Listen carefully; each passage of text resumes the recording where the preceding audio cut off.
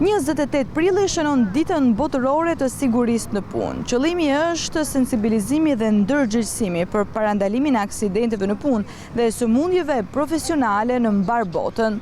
Në kuadër të ditës botërore të sigurisë dhe shëndetit në punë, institucionet përgjegjëse në Shkodër bëjnë bilancin e kontrolleve të ushtruara për garantimin e kushteve të sigurta në vendet e punës. Gjatë 3 mujorit të parë të vitit 2026, nga Drejtoria Rajonale e Inspektoriatit Shtetëror të Punës dhe Shërbimeve Shoqërore, rajoni i Verior, sektori Shkodër, janë kryer gjithsej 50 inspektime në subjekte të ndryshme. Si rezultati i këtyre kontrolleve janë marrë 2 masa urgjente lidhur me marrëdhënie të punës, si dhe me sigurinë dhe shëndetin në punë. Po ashtu, janë dhënë 20 paralajmërime dhe janë vendosur 2 gjoba për shkeljet e konstatuara.